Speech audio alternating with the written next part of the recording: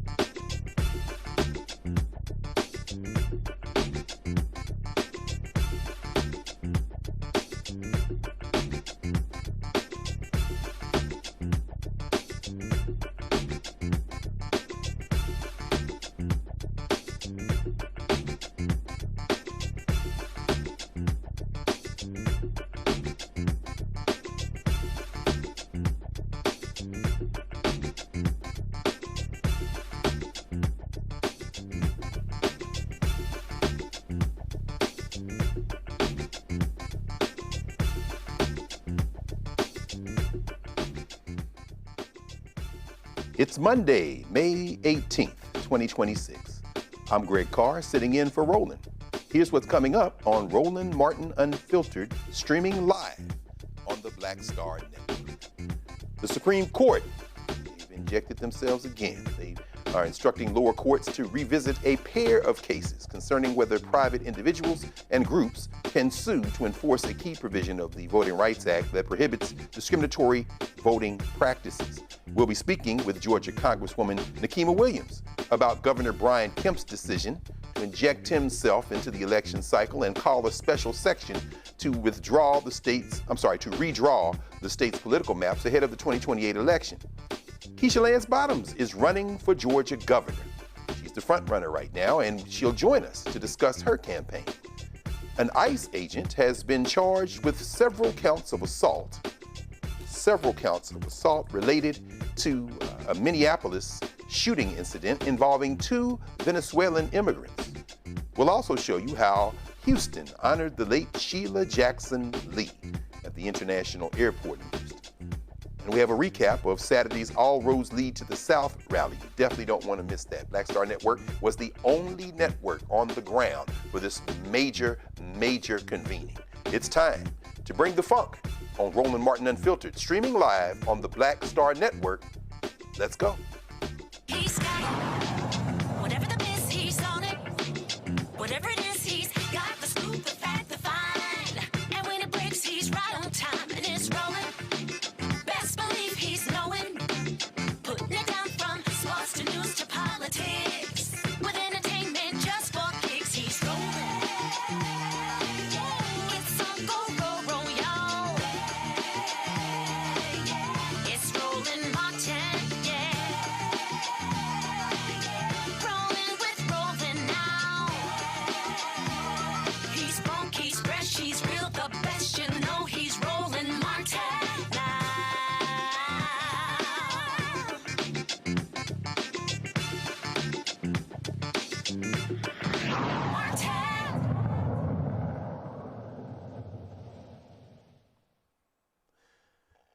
Weeks after further weakening the Voting Rights Act in the absurd Louisiana versus Calais decision, the Supreme Court declined to address a legal question that could significantly limit the enforcement of the law's remaining protections for minority voters. In an unsigned order on Monday, the court announced that it is sending cases involving state legislative maps from Mississippi and North Dakota back to lower courts for consideration, taking into account its recent ruling, as I said, in Louisiana versus Calais. The landmark decision issued in April weakened the Voting Rights Act's protections against racial discrimination and redistricting, reigniting the congressional gerrymandering battle that began during Trump's presidency and potentially affected the upcoming 2026 midterm elections, which could help the Republicans regain control, or maintain rather control of the House of Representatives. In the redistricting cases from Mississippi and North Carolina, Republican officials have advanced a novel argument, one that indeed flies in the face of decades of federal judicial opinion making, including the Supreme Court. Here's their argument: that private individuals and groups lack the right to sue under Section 2 of the Voting Rights Act, and that only the U.S. Attorney General may do so.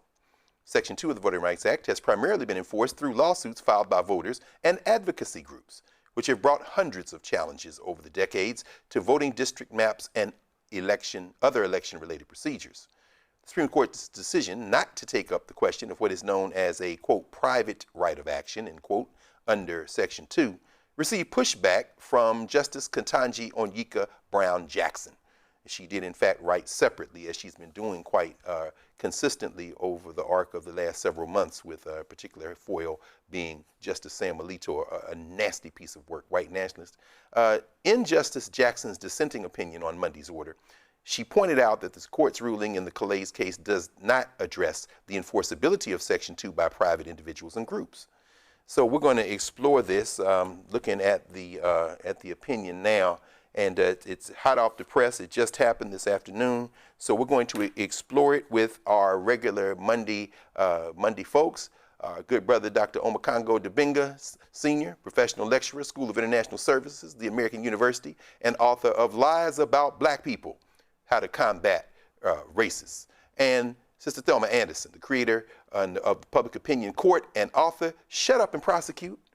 Also, we've got Brother Scott Bolden, yes indeed, attorney and News Nation political contributor out of Washington, D.C., and fresh out of commencement on Sunday at Morehouse. I watched the whole thing. Brother Chris Paul gave a hell of a speech, and y'all got a bunch of those young men out again. Congratulations again on that. The largest class in the history of Morehouse, 582, brother. I'm sorry, I had to jump in. Really? That was I heard that, man. Looks like awesome. The new president is doing quite well, man. Y'all look good out there. And congratulations to Dean Lawrence Carter as well. With the president. Only shots with the president. He's an Omega.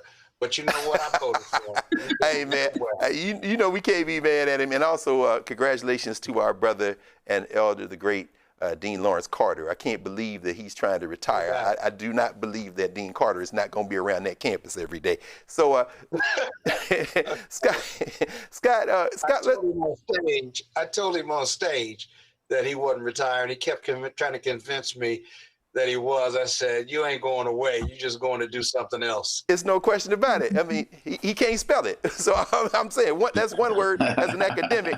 Yeah, I know Chicago know what I'm talking about. These Negroes can't spell retire, man. So but Scott, let's start with you, brother. What do you make of these two rulings that came down today? Well, you know, I keep telling my Republican friends that you're changing these laws to make it harder for black people to vote in southern states primarily. They've gutted Article 2, they gutted Article 5. The Chief Justice has never liked either one of them because they believe that we live in a colorblind society, and the Michael Jacksons and the Jesse Jacksons and Ketanji and Bob Johnson and Michael Jordan make the difference, and therefore. Well, obviously that's not the case, but when they overstep their bounds, I said the Democrats are coming because your White House is creating an environment where we're gonna have elections in 2026. We're gonna have elections in 2028 unless the White House cancels them, and I keep on and praying that they won't. But that the Democrats can not only the pendulum swings, the political pendulum, and many of the acts that they've occurred, like you can redistrict for political purposes, but not racial purposes. Well, the Democrats will be able to do the same thing when they get in the majority, and that's coming. Unless Republicans think that the Democrats are never going to be in a majority again. And so they're really hurting their own case here, short-term gain, not long-term fulfillment.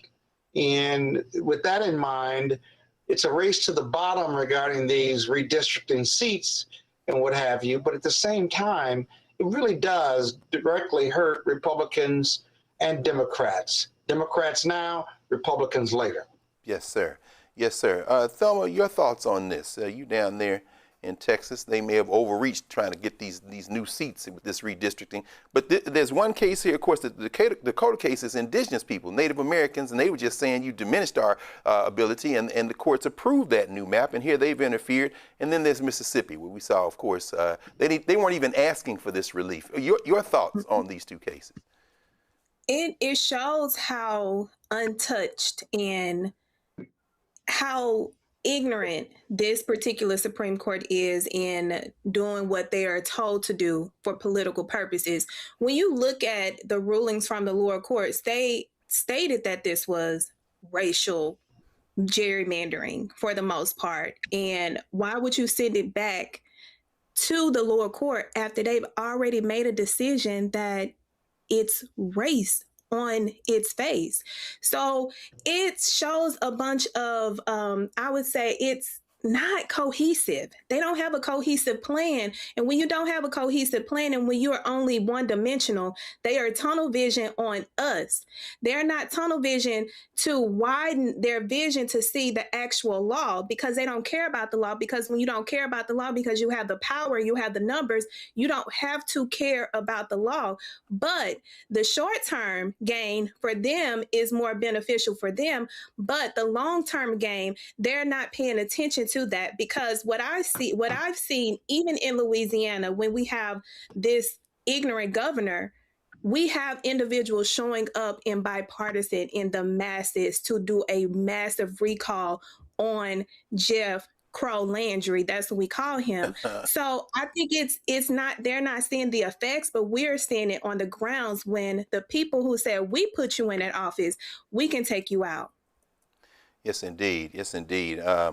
I tell you, Dr. Omokongo, just looking at this and listening to Attorney Anderson, of course, it's absolutely right. The overreach is insane. Just as we were coming on the air, the news dropped about a couple hours ago, I guess earlier today, that they're trying to create a $1.8 billion, $1.776 billion slush fund, the Justice Department, to pay these January 6 rioters and others. But I'm thinking about this in the context of your work, on how to combat racism.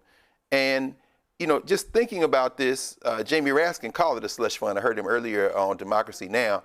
Are they just, at this point, your colleague, of course, at American over there at the law school, are they overreaching now to the point where this is going to be diminishing returns, as Scott said? What's your opinion on these decisions and where it fits in the landscape? Well, I think when we talk about, combating racists and combating racist stereotypes and why our work matters, it's important to call a thing. While so many people are calling this a slush fund and the like, we should also call it reparations. It is reparations for these white insurrectionists. That's exactly what Trump is trying to do. It's what he's always been wanting to do. And now he's created the means to do that. And so one of the things we have to be mindful of is calling a thing. And this is all connected. We're literally sitting here talking about the man who runs the government taking one department he's in charge of and suing the other department that he's in charge of, and they say, oh, no, I'll just take almost $2 billion to do what I want with it. And most people, the Republicans, of course, are not saying a thing. Many of these news outlets are barely saying a thing about it. So we have to be mindful of it. And then when you wrap it around back to this case as it relates to the Supreme Court, it's like Justice Ketanji Brown Jackson was saying, it's like we should have, just resolved this case so that there's no ambiguity. And as one of our dear colleagues here, Thelma, likes to say, they're literally just playing in our faces. And in addition to their ignorance and their hypocrisy, they're also just feeling like they can do whatever they want, whenever they want. And the Trump administration is doing the same thing as well. My God, it's true, man. That actually, that's a profound way to read that, brother. Calling the thing a thing by calling it reparations for these racists, particularly those who attack the government. I think that's something you need to write about, brother. That's very that's very powerful. Yes, sir. This is Roland Martin Unfiltered on the Black Star Network, and we will be right back.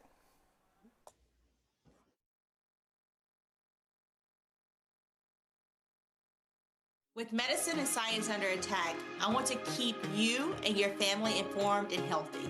I'm Dr. Ebony Hilton, and I knew at the age of 8 that I wanted to be a doctor. So I studied hard and became the first African-American female anesthesiologist hired at the Medical University of South Carolina since its opening in 1824. And I always say I was made into a doctor, but I was born to be a mom. And as a new mom, wife, sister, daughter, and friend, I understand how frightening a medical crisis can be. I care for individuals on some of the worst days of their lives, and it's my mission to provide you with a safe space to gain clarity on issues affecting your mind, body, and soul. I recognize that there are health disparities, particularly as it pertains to race, and I want to help bridge the gap between you and your healthcare providers. Join me every Thursday for Second Opinion on the Black Star Network, where each week I'll invite experts from various medical fields to share the latest health news. We'll discuss topics such as the vaccine debate, mental and sexual health, medical bias, infertility, menopause, andropause, nutrition, and aging. Together with my medical colleagues, we aim to provide you with a second opinion. Don't miss it, Thursdays only on the Black Star Network. Hey, I'm T.D. Jakes, and you are watching the Black Star Network.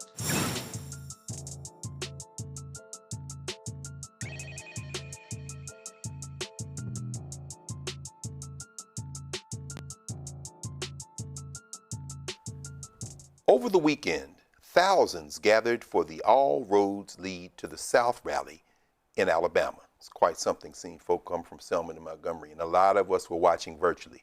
The day began, as I said, Saturday morning with hundreds gathering in Selma for a day of prayer, speeches, and demonstrations focused on voting rights and political representation. More than 60 years after Bloody Sunday, folks gathered at a historic Tabernacle Baptist Church before marching across the Edmund Pettus Bridge. Now what we're about to see is a recap of what happened when All Roads Lead to the South. And again, kudos to the entire Black Star Network team, which not only was the only media on the ground to cover from pillar to post, but also lent footage to everybody else. So if you see some footage from this, it's coming from the Black Star Network. Again, another reason we have to support the network. Let's watch together.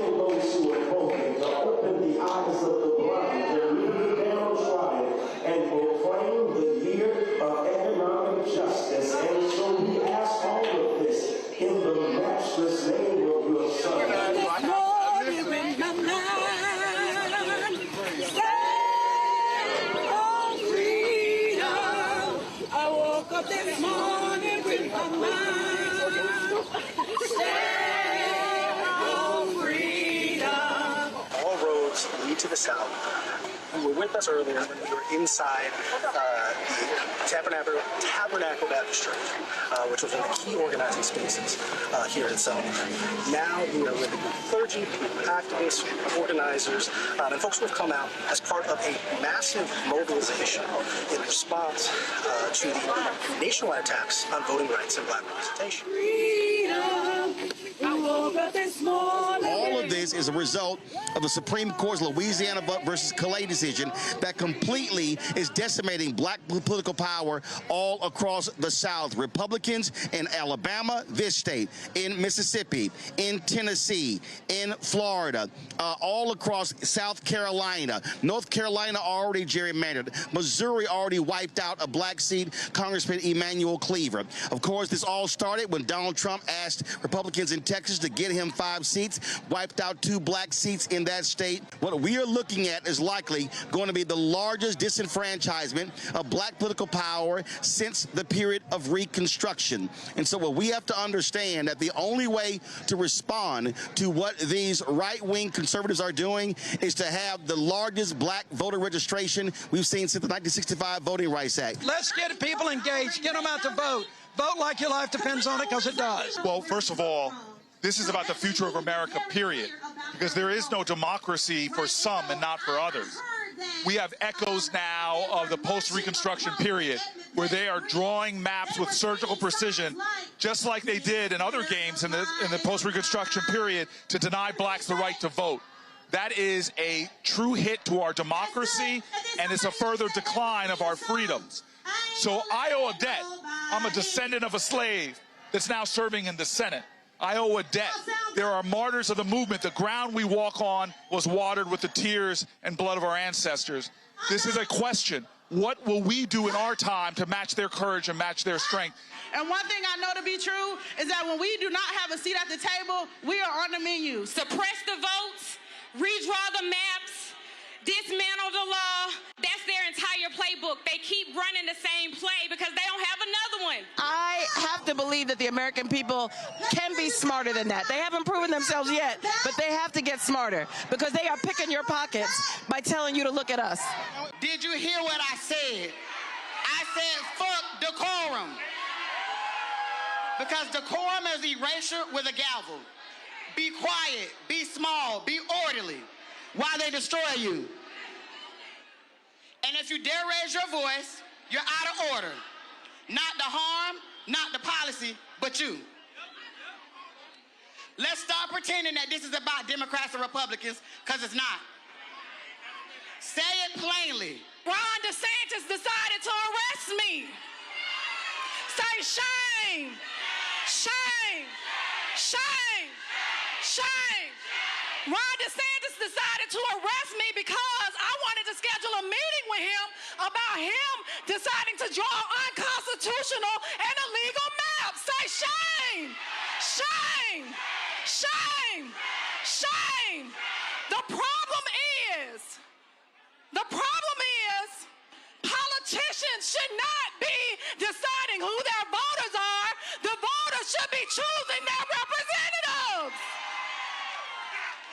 And I'm going to end on this note. It is our duty to fight for our freedom. It is our duty to win. We must love and protect one another. We have nothing to lose but our chains. And all these red hats you see represent the organizers that have led us to this moment in our state. I am a daughter of the South. I am from Tennessee, the state that rushed, almost broke a leg to redraw the maps and make them more racist like they needed help. But let me tell y'all something. I didn't bring my black ass all the way to Alabama to talk about no goddamn maps. I didn't come all the way to Alabama to talk about no politicians. Because it's the same play that they've run before. After slavery ended and black people began building political power during Reconstruction, backlash came quickly. Laws were rewritten. Political systems were reshaped and structures of racial control were built to maintain political power, all of which we see happening today. I need us to be honest with ourselves for a minute because many of us, those systems never disappeared. Dictator known as President Donald Trump thought he could silence us. We are here because they thought they could divide us into black and white, rich and poor, southern and northern. They thought they could stop a movement. You can rig a map, but you can't rig a movement. We are here because our ancestors marched on these streets, in these halls, in this building. Last week, we walked into the Tennessee Capitol in 2026, and when we walked out, it was pre-1965. We walked out of a Capitol Klan rally with Chief Grand Wizard Cameron Sexton and Governor Bill Lee. We stand in tradition to say that we're not going to let you stand in the doorways of our democracy. That we are sick and tired of being sick and tired. That they're waging war on black folks in the South. But we know how to stand up and fight back. That we come as the children of Fred Shuttlesworth and Diane Nash and John Lewis to say that if they come for one of us, they're coming for all of us. That we need a strategy of scorched earth, that we are going to fight these Confederates because we defeated them before and will defeat them today. It's about fair representation. I say fair, you say representation. Fair. Fair. And in Alabama, where there are 7 seats and we are 28% of the vote, African Americans, that means 2 seats. What do I say? 2, you say seats. 2. 2. And we will settle for nothing less. My father served in the state senate here. In 1987, he had to go to jail for trying to remove the Confederate flag from this building behind me. That flag flew into the 90s. Other Confederate flags flew on this property through 2015. And in 2021, the legislature was back up to those same tricks, drawing congressional districts that discriminated against black people in how they drew them. Now, that's not just my word you have to take for that. 3 Republican-appointed judges, 2 by Donald Trump himself, made that determination. And we know that when they come to decimate black political power, we stand together or we fall together. This is one country, one destiny. So we are going to go out, we're going to mobilize, we're going to organize, we're going to vote because we know our lives depend on it. I'm closing it out with the words of John Lewis. The last time he was on the bridge in Selma, Alabama, his body was riddled with cancer, but his voice was strong. He told us what we have to do. We must never give up. We must never give in. We must keep the faith. My 9-year-old daughter and my 7-year-old son, thanks to the awful decision of these political hacks on the Supreme Court, my 9-year-old and my 7-year-old now have less voter protection than their dad did growing up at their age. And that makes me angry enough to show up again and again and again and again. Are you ready to fight?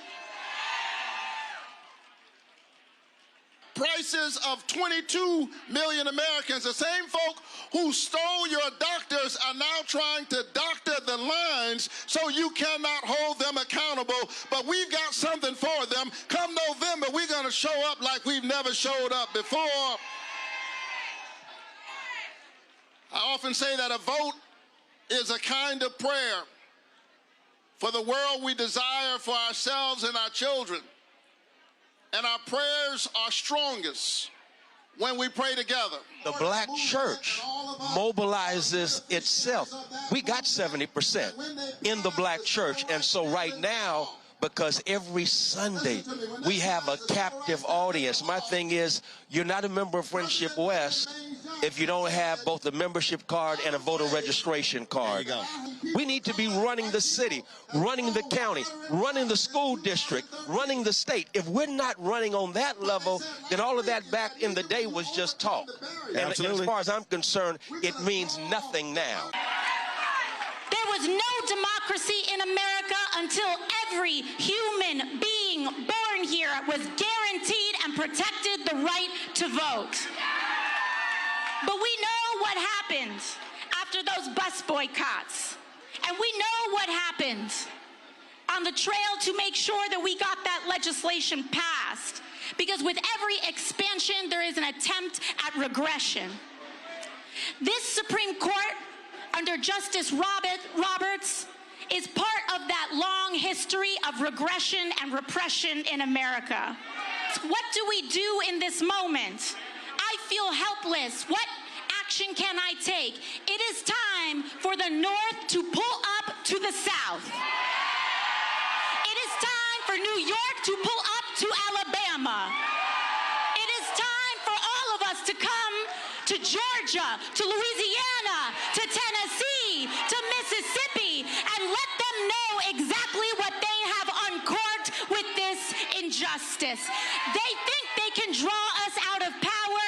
They do not know the sleeping giant that they just awakened.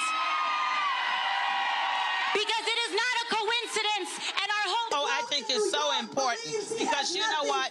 People might not remember what you've said, people might not remember what you do, but they remember how you make them feel. And when we travel, and when we fight, and we stand up, people feel like someone's fighting for you. And that's why I'm out here.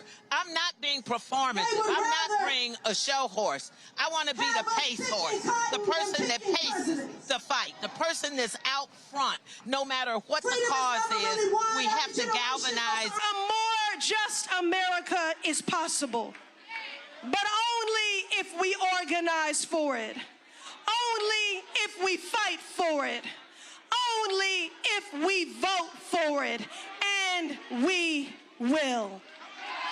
The system is working just like they designed it. We got to break it. We got to overwhelm it with votes so we can break what is happening. It's no coincidence that a Supreme Court decision will come down and the former Confederate states are reacting the way they are. Starting with Tennessee, Louisiana, right here in Alabama, Mississippi, Florida, now Georgia, South Carolina. We are in a moment, it's an inflection point, where we have to move away from this big national conversation and get to local communities and organize in states. Because the fight is in those southern states, and the fight is where 55% of all black folks live. That's the former Confederate states. We need to come out, be outside, show our faces, be together. When I stood in the well of the Supreme Court with the support of an amazing staff and amplified the voices of black Louisianans, I was trying to convince 9 justices that black people deserve an equally weighted vote, that black people's right to vote secures democracy for everyone. And they did not take the invitation. We need state voting rights acts across the country, like we just got passed in the state of Maryland, and we introduced in Mississippi, Alabama, Louisiana. We need a revolution of democracy. Because our founder, 86 years ago, Thurgood Marshall, taught us one thing among many, and that is that this is our democracy. And I need folks to understand, cynicism is not a strategy. That is not a strategy. Matter of fact, it keeps you from seeing a sense of hope. It keeps you from seeing what you got in your hand, what you can work with. It keeps you from seeing yourself as of builders of the future. So what we want is we want young folks in particular to shift from seeing yourselves just as citizens of this nation and start seeing yourselves as architects of the next nation. When we come to protest, rally, or whatever you want to call them, I feel like this is an inflection point, right? I feel like a message was sent, many messages were sent. Some of the messages were sent to those who try to oppress us and try to gerrymander us, and it's a message to them that we're not having it. But I also feel like it was kind of a message for ourselves, because basically what we're saying is we back, y'all. And we out here. We in these streets, and we're going to be in these streets until we get the wins and the justice that we deserve. Is that if you have a black agenda, that means you are opposing those who are anti-black. And so for those of people who say, oh, my goodness, this is a Democratic gathering, no, this wasn't about a D or R, a donkey or an elephant or red or blue. It was about a B, black. And so for those folks who have an anti-black agenda, that's who we are against. And so if you look at what's happening here, when you look at it, and here's the deal. The state is being taken down. The chairs are being down. Litter's going to be picked up. Now it's upon you. But we ain't got to go back that far. 2008, 2012, more black people by percentage voted for Obama than white Americans. The first time in American history that happened. And there's no coincidence that 2008 and 2012 led to Shelby v. Holder, because they were angry with that black turnout. And there's been an attack on black voters and black political power ever since then. Y'all should be able to say, go here, go here. First week, second week, third week, fourth week. So we got to be informing people, educating people, enlightening enlightening people and connecting the dots, because the assault on Black America is real. Tomorrow, on Tuesday, Malcolm X's birthday, 1 million Black voters rising will hold a national kickoff call. You see the graphic there. 7:30 p.m. Eastern Time, virtual event. Supreme Court gutted the Voting Rights Act in a direct assault on Black power, but Black women are mobilizing and fighting back together. Black men are also mobilizing. Black people are mobilizing. Black women are leading tomorrow night, so make sure you take down that information and get that event link to participate in the call. And the following day in Mississippi, Mississippi's Day of Action will take place. That's Wednesday, the 20th, 10 a.m., beginning at 10 a.m. local time. And you see it there. This press conference following by the State of Voting Rights March, rally for our representation, media briefing, and where do we go from here, post-rally strategy session. Let's go back to our panel. I'm on, you know, as the young people, as the young people would say, Thelma, I'm not gonna lie. I'm gonna tell you who, I'm not gonna lie. I was fired up listening to the young sister Sheila Johnson out of the Equity Alliance. I am with her 10 toes down. I don't care about no goddamn maps. I'm not worried about, and what Latasha said, we have moved from citizenship to nation building. I'm telling you, I'm ready to fight somebody right now. What any thoughts about what we just saw, Thelma? Can't hear you, sis. Hold up. Well, she's on mute. You may be muted. Yes, ma'am. Yeah, I was. There we go. There we go. Yeah, because I know I hear you screaming, so I figure, oh, she must be on mute. Yeah, you know, I'm ready because I'm amped up because I love the disruptors that are coming to the front. We have an opportunity to amend or avenge our ancestors for all of the hard work, the blood, the sweat, equity that they put for us to have the rights that we have today. So to see so many of, I would call the millennials, that are coming to the front and taking up space in order for us to occupy and show solidarity and stand in spaces that are going to afford us the right to go and continue to push so that our rights are not continuing to be fluctuated or affected. I'm the one person that everybody know I have no banter. When you come for us, yes, it's lights out. I'm coming for your neck. I ain't stopping at your neck, but I'm coming for your neck because one thing you would not do, we don't bother people. We mind our business. But when you come into our business and our business of our rights, we're going to show you better than we can tell you. Now, all y'all did was wake us up. Now, y'all gonna stay asleep because we're gonna put y'all to sleep with how we show up in numbers to take you out and put you back in your place. But that's the thing, we don't bother people, but this weekend showed them, hey, you nuck and we gonna buck.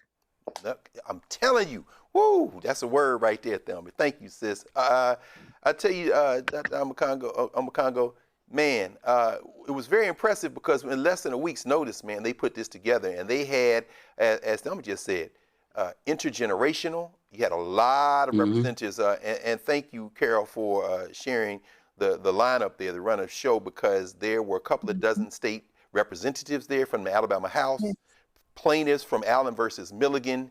The director of the Southern Poverty Law Center is there because, you know, they're under attack as well. Delegations from Georgia, Florida, Tennessee. Then a bunch of advocacy folks, people like Maya Wiley was there. We saw Janae Nelson there, who of course argued the Calais case before the Supreme Court, and she was there from the Legal Defense Fund, the LBCP Legal Defense Fund. And it was so very impressive, brother. Your thoughts as not only a historian, but as a kind of cultural observer and commentator, what do you make of this convening, and how do you place this in the longer arc of our struggle? Well, the quickness with which this came together, it also had me thinking of what many folks did, Roland, Angela Rye, many of us were a part of it as well. When we have that 24 hours of news coverage, you know, just talking about, you know, the state of America, state of Black America, you know, a few months ago, and that came together so quickly. It shows what happens when we take advantage of the power that we know we have, when we stop focusing on being in our own particular spaces and just come together. And so it was beautiful. It was emotional to watch. And the thing that I left thinking historically is that it has to be sustained. Montgomery bus boycott was sustained. Freedom riders sustained. You know, we have to, as the late great Dr. Joe Madison said, we can't be focusing on just moments. We have to be focused on the movements, because that's what sacrifice is all about. And so this has to be sustained. I also want to give a particular shout out to what Representative AOC said, because when you look at her presence there, Ayanna Presley's presence there, Cory Booker, she says something that's very important. This just can't be folks in the South showing up. This has to be a nationwide thing. So where are our other leaders from across the country? Because we know in this country, they always start with Black people first, because they know that America is comfortable with Black people suffering. And then once they move on from that, they go to every other group. So like she said, now was the time for the rest of the country to pull up and show up so we can all go up. Indeed. Yes. Scott, you've seen a lot of these battles, brother. You've been in the middle of a lot of them. A lot of lawyers down there gathered on those steps at the Alabama State Capitol. And a lot of them your friends, and a lot of political operatives. We certainly heard the young people there, they ready to blow the whole thing up. And then on the other end of the spectrum, you got the folks who are doing the inside fight. You've been outside and inside. What do you make of this convening, and what strategically do you think, how do we need to come together in this coalition and to be the most effective we can be, brother? You know, there's a part of me, I agree with what everybody said. And I agree with the marching, and I agree with the rallies, and I agree with them putting it together in a several days' notice. I agree with everything your panelists have said. I agree with everything that was said in that 20-minute piece. But it don't matter. None of that matters, right? Because unless you can mobilize, educate millions of Black voters who are the least, the lost, and the left out, who are not the super voters, but the ones most affected by the gutting of Article 2 and Article 5 of the Voting Rights Act, and you make them feel the way we feel as educated voters. We've intellectualized our votes, but they don't have intellectual, they haven't intellectualized their votes. They're trying to make it day to day. And the inflation and economics and gas and just the day-to-day operations of the working class, working poor, or even the middle class, who don't see votes making a difference, don't see elected officials making a difference. We got to convince them to vote like they've never done before. We got to get them to the polls, and we got to make a difference. That's a heavy lift for Black America. That's given the state of Black America, the health and economic disparities between our communities and other communities. That's a heavy, heavy lift. And my biggest concern is that that lift is too heavy. I hope I'm proven wrong, if you will.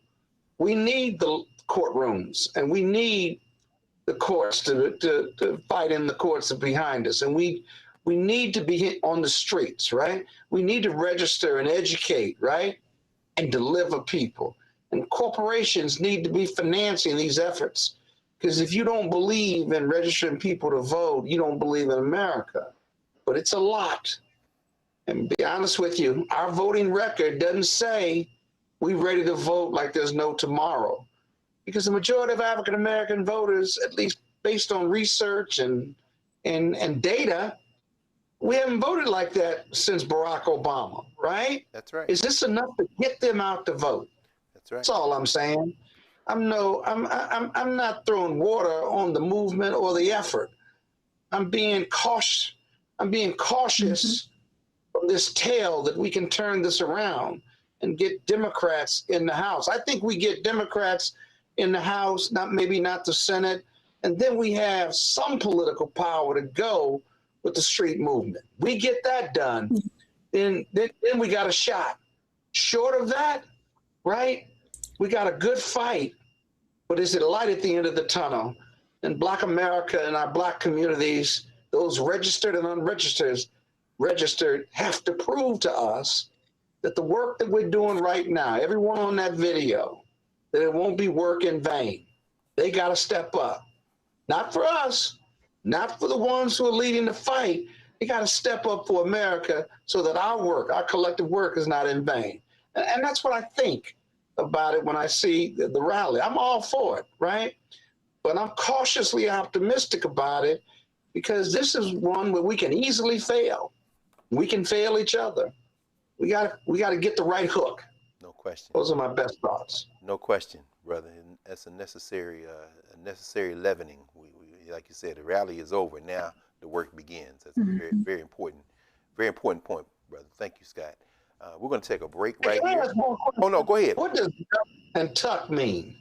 I missed that. What does nuck and tuck mean? No, go on and help him again.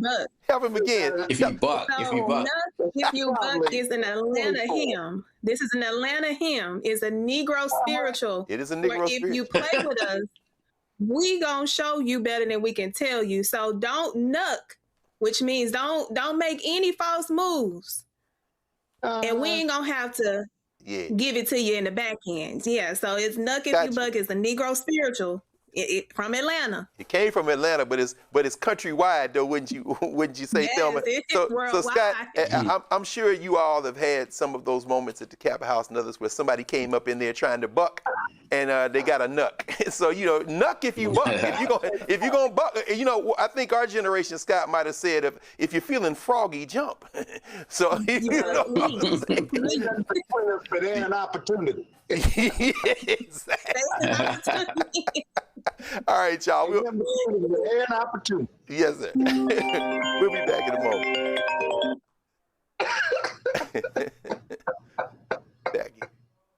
I'm Brittany Noble, Midwest-born, HBCU educated with experience in newsrooms across the country. Well, I've teamed up with Roland Martin to bring to you The Breakdown. This isn't just news. It's our stories, our voice, our community. Join me for The Breakdown, Monday through Friday at midday, only on the Black Star Network. How you doing? I'm Mark Curry, and you're watching the Black Star Network. That's why I got these glasses on, because that black star is bright.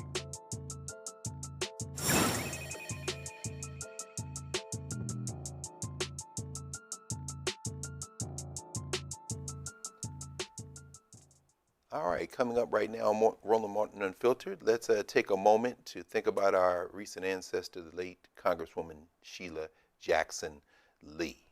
She gets honored, and in a moment, we'll be talking with Keisha Lance Bottoms, who's running for governor of Georgia. Your support's critical to what we do. You can support us via Cash App using the Stripe code in the bottom left-hand corner. You can also help us with credit cards. Use the same thing. PayPal's R Martin Unfiltered. Venmo is RM Unfiltered. Zelle at RolandSMartin.com. Rolling at RolandMartinUnfiltered.com. If you're old school, and we know we have a lot of old school supporters by the mail that comes in here, you can send checks and money orders. Don't do like my mama used to do, which is fold up them bills in the paper, typing paper or something, and put it in. No, don't send the cash money through the mail. But the other things you can send them. Payable to Roland Martin Unfiltered, P.O. Box 57196, Washington, D.C. 20037-0196. Stay with us in a moment. Oh, okay. So we'll continue. Let's look at this in Houston Terminal E at Bush Intercontinental Airport. Forgive me for cursing there. It's officially been renamed to honor late Congresswoman Sheila Jackson Lee. Jackson Lee spent nearly 30 years in Congress representing Texas's 18th congressional district and was well known in Houston and across the nation for her efforts to advance civil rights. She also led efforts to make Juneteenth a federal holiday. Also, she took up the mantle after the late John Conyers to push for the passage of H.R. 40, the reparations legislation. Very important figure. I was talking about her the other night with Brother Demario Solomon Simmons, one of our regular panelists here on Roland Martin and one of the Unfiltered and one of the real proponents for reparations out of Tulsa, Oklahoma. Representative Jackson Lee's husband, Dr. Elwin Lee, thanked everyone who made the renaming possible. Wow. To look out and see this crowd. Amazing. Absolutely amazing. Y'all mind if I take a picture? I want to remember this.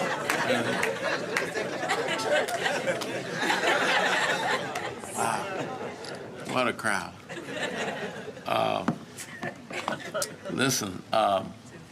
First of all, Jason's remarks were so great, I want to say ditto. Just fabulous. It's tough following Jason. I don't get to speak often, so I don't usually have to do it. I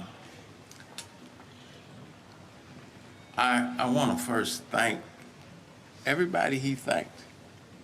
Okay, not to belabor the point, but the committee that put this on. First of all, I want to thank the mayor. Every time I see him, I thank him for proactively, wasn't our idea. It was his idea to have Sheila lie and stay. It was his idea. And I thank the council members, but I know it still wouldn't happen without the mayor. So I want to thank him especially.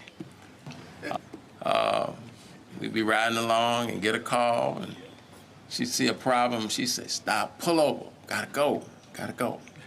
And she did that internationally. I forget the congresspersons said on the floor of the House that they want a CODEL, a congressional trip abroad, and they got back here, and she got word that there was some problem going on. It was either India or Pakistan. She said, well, I gotta go. She said, you can't go. You can't go, that's not arranged. She said, that's all right, I'm just going on a regular flight. And she left to go right there. That was Sheila. And that's why it's so appropriate for her name to be on this international airport, because Sheila really was a global citizen and a global advocate. She really was. Here, take this. I don't know what to do with it. She really was. And, I would be at home and holidays and income baskets and things from the president of this and the king of this and the prime minister of that. And I would just be in awe. I would literally be in awe. And she went to all these countries, but she didn't just go. She went with a purpose. That's right. She met people so that she could help people from our area. And when people had issues all over the world, they would call her, and she could get it done. She could get it done. I saw it. I mean, when Prime Minister started calling one, I won't name who it was, asking her on political issues, I said, wow, it's like that. And so she really did have it like that. She did. She didn't wear it on her sleeve, but she did. She helped people move around out of difficult situations. And so she was just literally unbelievable. And since her passing, people are constantly telling me stories after stories after stories. And my admiration and love and affection and just grows and grows at the greatness of Sheila Jackson Lee. So, in closing of my brief remarks, I say brief because my son is watching me. I know he's telling me, shut it down, Dad. Again, I want to thank all of you for this event, for all you did to help her all those years, and we are very appreciative. Thank you very much. Beautiful words there. The ancient Egyptians would say good speech. Representative Jackson Lee joined the ancestors in July 2024, a little more than a month after announcing she had been diagnosed with pancreatic cancer. Very highly appropriate to have that international wig name for her. We will be right back after a brief break here on Roland Martin Unfiltered on the Black Star Network. Back in a moment. This week at the Black Table, we discuss a place, an idea, a dream, and a reality that everybody on the planet should know about. A place called Mound Bayou. What about black people creating their own country, not from the outside in, but from the inside out? That's next on the Black Table, right here on the Black Star Network. Hi, I'm Swing Cash, Basketball Hall of Famer, and you're watching Black Star Network.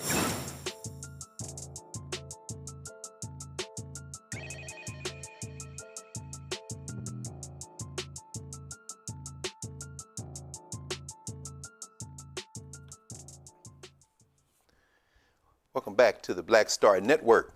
It's election time around the country, and the Peach State is no different. Former Atlanta Mayor Keisha Lance Bottoms is the front runner on the Democratic side of the Georgia governor's race.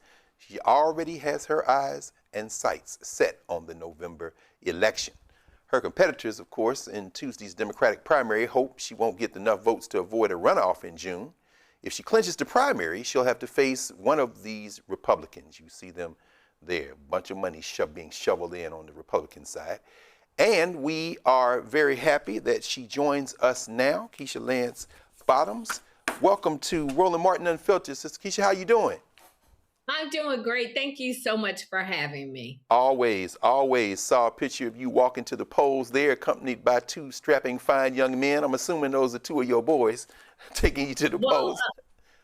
One belongs to me, and one is part of our extended family. So it's my son and his best friend Zayden, and you know how that is when you have 4 kids. Everybody else's kids are yours too. Listen, I know that's right. And you've been doing that for a long time. It's good to see you face to face. We talked a couple of weeks ago on Sirius XM, Urban View Mornings. We talked about your new memoir, of course. You up that rough side of the mountain. And if y'all haven't read the book, you absolutely need to do it.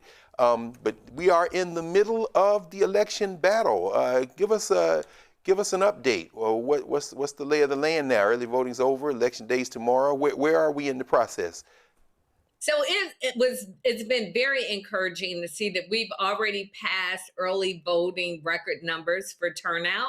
Early voting ended on Friday, and as you know, that's in spite of all the obstacles that have been put in the way, from removing drop boxes to reducing the time of early voting, to reducing the number of weekends that people can early vote, et cetera. And what I feel on the ground is that people are realizing the power of their votes, that their voices are reflected through their votes. So it's just been this very quiet determination, steady drumbeat of people showing up to vote. We're going to see what happens on the election day tomorrow.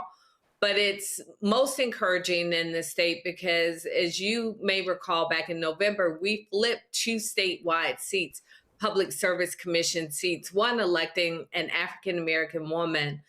First time that's happened in this state in a very long time. So I'm encouraged. We've been moving around the state. We were in Statesboro, Waycross, Valdosta, Columbus, Macon, Augusta, Albany, Gay, Georgia, and I'm sure I'm forgetting some places, but it's been great to be on the road, and just, we're excited about tomorrow. It is quite striking, Madam Mayor. I mean, looking at, as you say, the numbers, 57% of the ballots cast so far have been in Democratic primary, just reading from the Times article I was mentioning. And as you said, it's outpaced the 2022 primary election by almost 20%, by a fifth. And, we're talking about all this gerrymandering stuff. We certainly see Governor Kemp trying to inject himself in this thing on the Republican side, at least when it comes to the Senate seat. But the numbers do seem very encouraging. I mean, we've been talking a lot about gerrymander, but for folks who I'm assuming everybody knows, but then again, I've had to answer a few questions over the last couple of weeks about people who might not be clear about this. You mentioned the Public Service Commission there. This is not, gerrymandering doesn't affect this race, right? This is a statewide race. Why are you optimistic that this continued surge, this surge that we see in Georgia, is really going to continue the momentum that we saw with Stacey Abrams, for example, in 2018, when she came very close? And how encouraged are you by these early numbers, and what does that tell you about this kind of energy that is coursing through the South, but certainly there in Georgia? Well, I'm encouraged because, of course, we want the momentum going into November. It is our hope and our prayer that we make it through tomorrow without a runoff.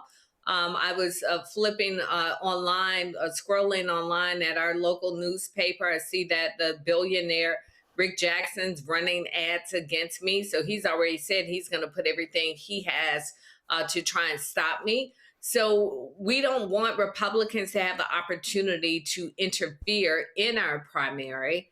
And then we've got to be as strong as possible going into November. So the earlier we consolidate, the better for all of us on the Democratic side. And just as it relates to even these maps, there are a lot of people who don't understand the technicalities of what's happening with these maps across the country. My daughter said to me, my 15-year-old daughter, that she didn't understand everything that was happening. And I said, well, if you don't understand it, a lot of people don't.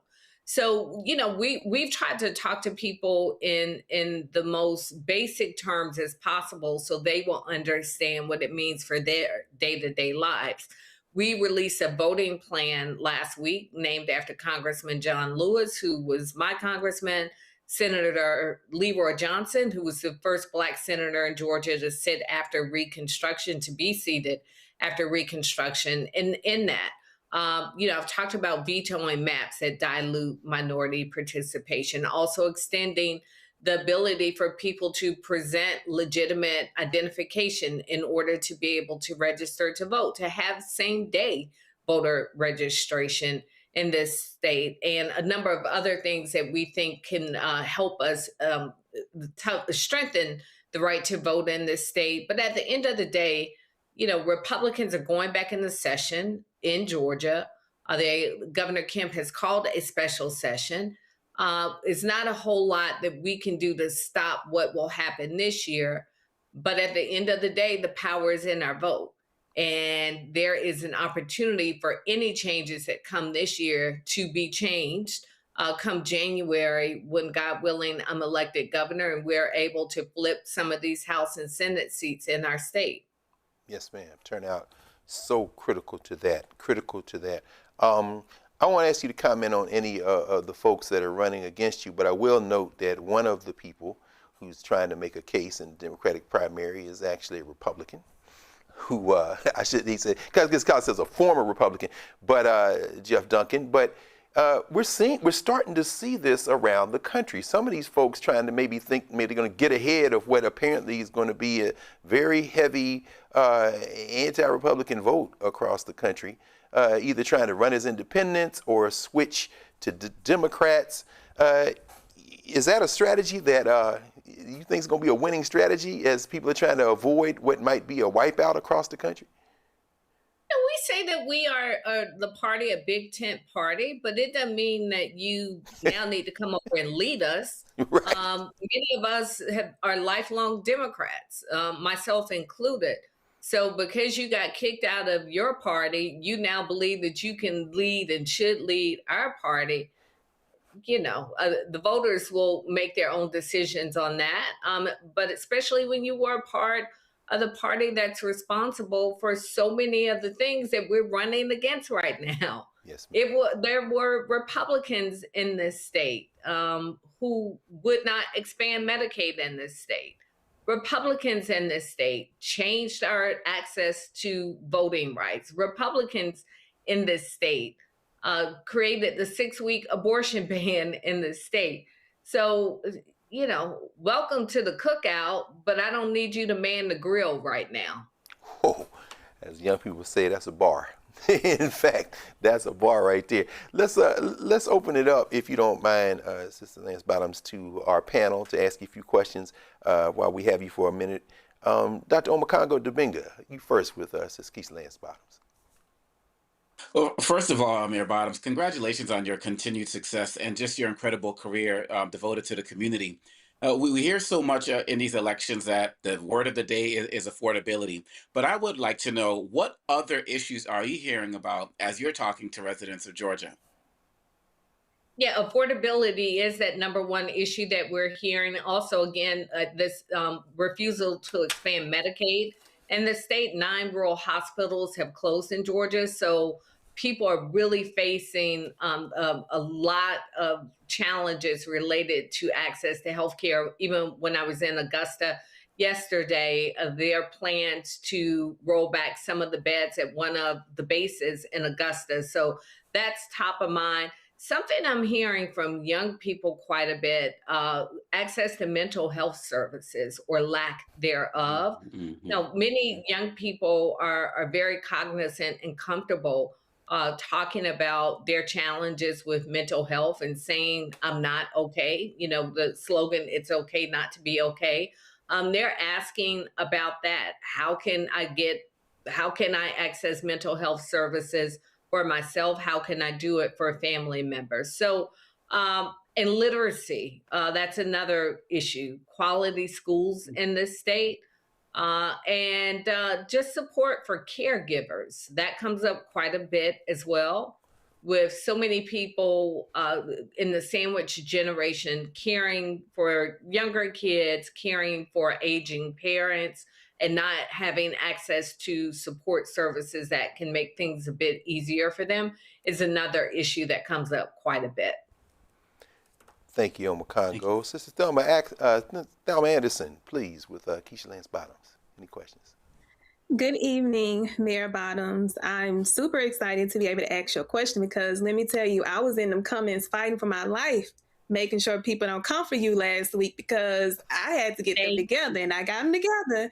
But I wanted to ask you specifically, we're talking about community and the issues that individuals are facing, especially the voters with affordability, school, mental health, safety, elderly.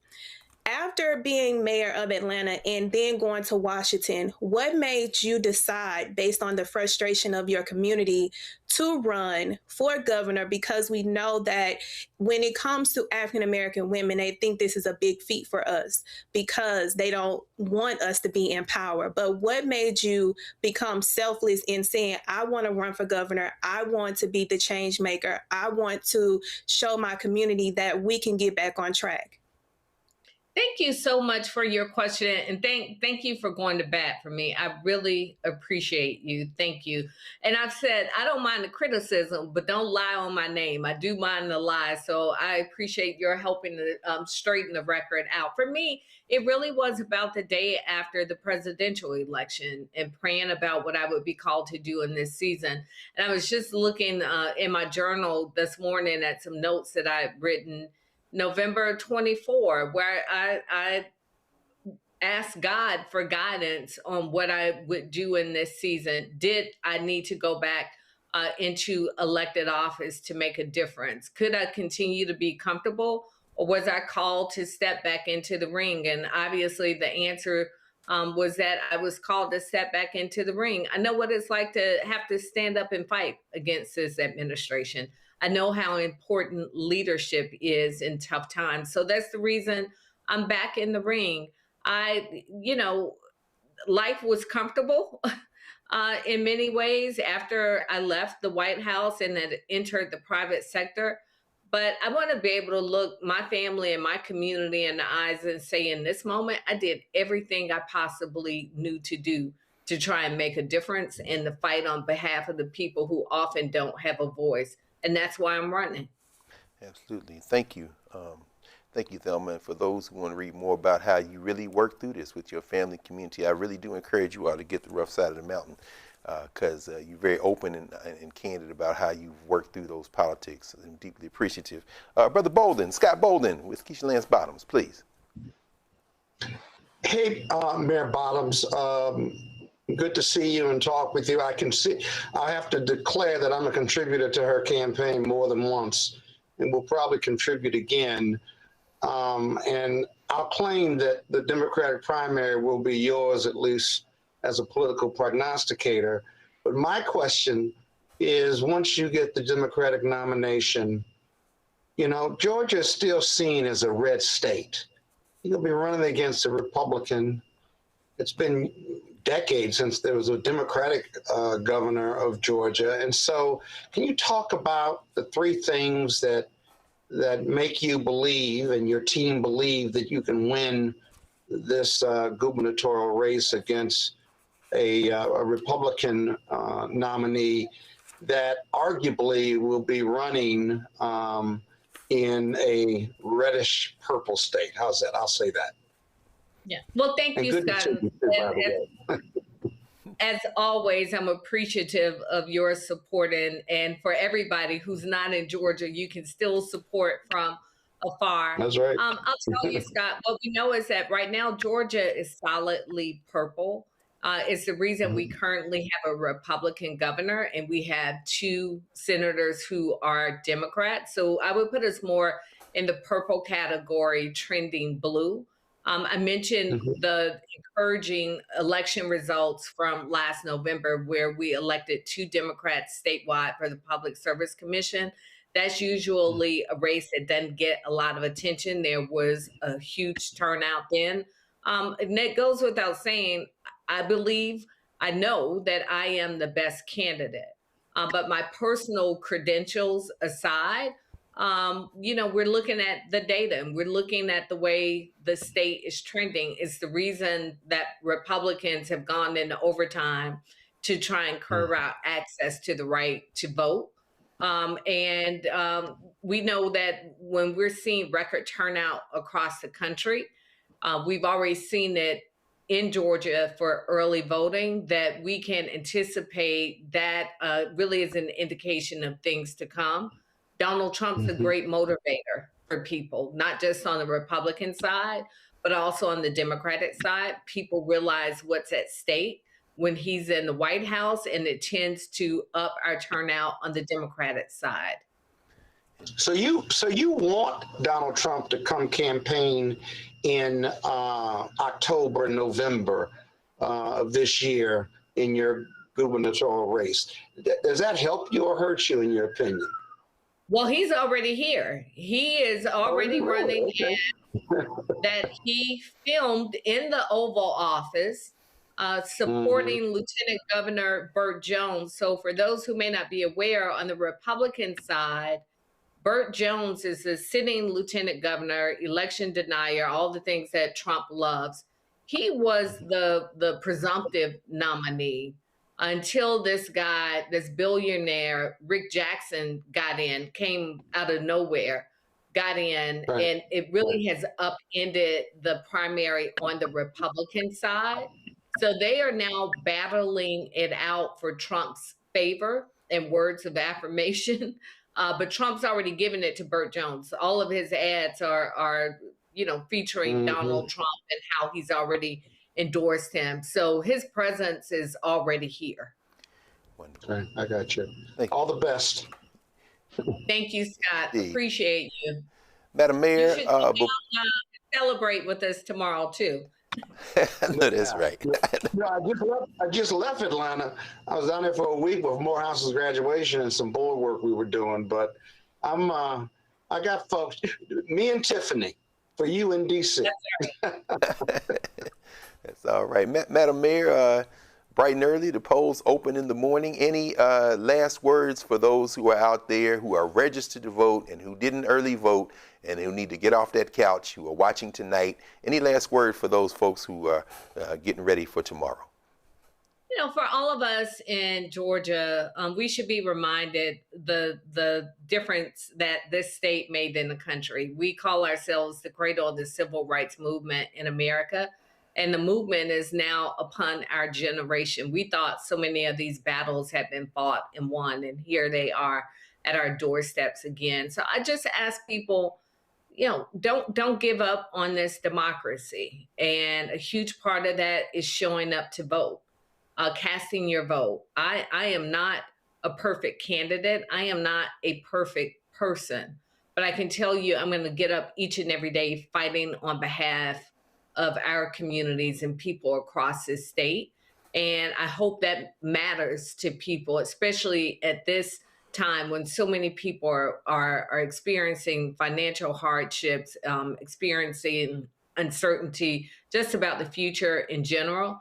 There's an opportunity for us to try and right many of these wrongs. And I just ask for people to support me as I try and lead the effort on behalf of people across this state to do that. Indeed. Everybody get there and vote. I tell you, Madam Mayor, according to the Christians, there was only one who was perfect, and even he had that moment of doubt up there at Golgotha. So let's just be crystal clear about that. I don't trust no politician to say that they're perfect, So Keisha Lance Bottoms, 60th Mayor of Atlanta, one-time judge, attorney, public servant at every level of government, and running to be the governor of her home state of Georgia. Thank you for joining us tonight on Black Star Network. Thank you for having me. Yes, ma'am. We'll be back at a moment here at the Black Star Network, and we'll continue. With medicine and science under attack, I want to keep you and your family informed and healthy. I'm Dr. Ebony Hilton, and I knew at the age of 8 that I wanted to be a doctor. So I studied hard and became the first African-American female anesthesiologist hired at the Medical University of South Carolina since its opening in 1824. And I always say I was made into a doctor, but I was born to be a mom. And as a new mom, wife, sister, daughter, and friend, I understand how frightening a medical crisis can be. I care for individuals on some of the worst days of their lives, and it's my mission to provide you with a safe space to gain clarity on issues affecting your mind, body, and soul. I recognize that there are health disparities, particularly as it pertains to race, and I want to help bridge the gap between you and your healthcare providers. Join me every Thursday for Second Opinion on the Black Star Network, where each week I'll invite experts from various medical fields to share the latest health news. We'll discuss topics such as the vaccine debate, mental and sexual health, medical bias, infertility, menopause, andropause, nutrition, and aging. Together with my medical colleagues, we aim to provide you with a second opinion. Don't miss it, Thursdays only on the Black Star Network. What's up? It's Talib Kweli. I'm CEO. This is the Black Star Network.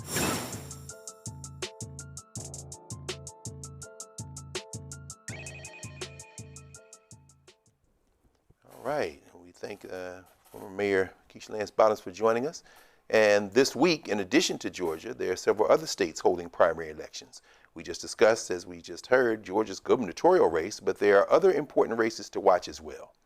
Georgia is one of the most crucial battlegrounds where high-stakes contests for both the House and Senate could significantly impact key midterm elections. Voters in Alabama, Idaho, Kentucky, Oregon, and Pennsylvania also head to the polls tomorrow. The results may also serve as a measure of Trump's influence over the Republican Party, especially following a Louisiana primary over the weekend that highlighted the risks of challenging him. In Louisiana, kind of nasty piece of work there. Senator Bill Cassidy, remember him, the medical doctor who said he shouldn't have voted for Bobby Kennedy Jr., but you were standing up and saluting the MAGA flag, weren't you, Senator? Well, he lost the GOP Senate primary to a Trump-backed candidate after voting against Trump during his second impeachment. So, yeah, there's a lot going on. We see Thomas Massie under attack in Kentucky as Donald Trump continues to rally the white nationalist party. Thelma, these primaries that are going on all over the country, particularly given what we just saw out of Alabama and listening there to Mayor Keisha Lance Bottoms, you know, if we get out there and participate, do you have some hope that perhaps we can have some kind of impact on what is clearly an all-hands-on-deck moment for the white nationalists of the Republican Party? Absolutely. I, without a shadow of a doubt, think that we will have the impact that we deserve by mobilizing and making sure that we get to the polls. When I speak specifically of Louisiana, and even though this is not an election, when we're talking about the recall, when I'm seeing bipartisan, Black, white, Hispanic, Asian, all nationalities showing up to sign a recall petition because they are sick and tired of being sick and tired. That shows me that we can get to the polls and also vote these people out, because this is not what democracy is. This is not what this country stands for today outside of who is in the White House. We don't stand for that. So when I'm looking at these primaries and having hope, yes, I have hope. But with hope, we got to do the work. We got to be the voices behind the initiatives, pushing the stories, pushing the candidates, pushing the information so that individuals can be informed, educated, and equipped when we are going to the polls to make sure that we are voting the right people in and the wrong people have to go. Absolutely, absolutely. Dr. Omakongo, yeah, it's Alabama's lined up, and people just really seem to be, too many people just conceding that these are red states. They're not red states. They're under-organized states, and certainly now there's this talk around the country, people saying we shouldn't be sending our children to these SEC schools to play sports. It's very interesting how the climate is changing. How, in your mind, does tomorrow's primary, how do those primaries play into this talk that is rising in the country, that we absolutely have to get involved in this. Well, Roland says on the show regularly that if we vote our numbers, so many of these states that are red might flip blue, but at least would go purple. And so it's really a numbers game as it relates to us. The great Bayard Rustin said, we protested because we didn't have the right to vote. Once you have the right to vote, you don't need to protest. And so we kind of going off of what was said earlier from Scott about, his skepticism or concern about whether these rallies will do anything. It's supposed to be both and, not either or. We're supposed to get out the protest to motivate more people to get out and vote. And we have to be able to see this now. Yes, there are a lot of disaffected white people and people upset with Trump and, him saying, I don't care about people's finances and the like.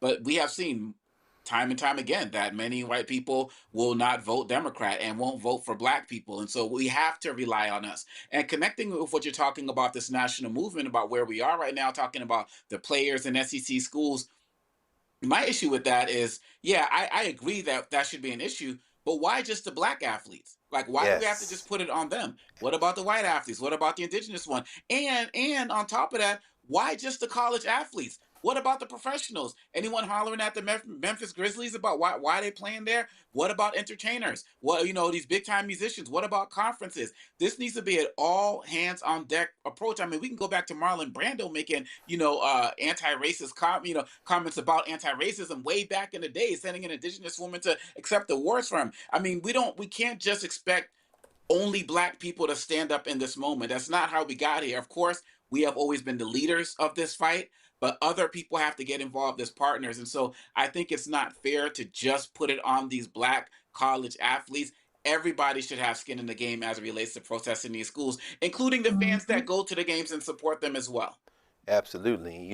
I'm glad you raised that. The National Bar Association is meeting in July in Nashville, my hometown. So they may not be able to cancel that, but there ought to be some hell raised in Music City in the summer. I mean, that's a very expansive read of that, and I think that's dead on the money. Yes. So you're watching Roland Martin Unfiltered here on the Black Star Network, and we will be right back.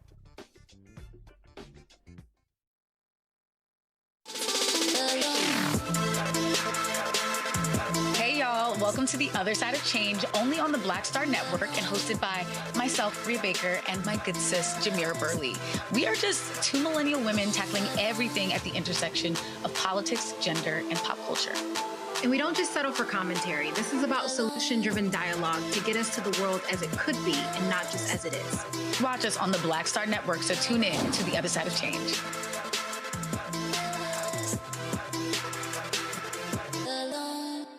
On a next, A Balanced Life with me, Dr. Jackie, a relationship that we have to have. We're often afraid of it and don't like to talk about it.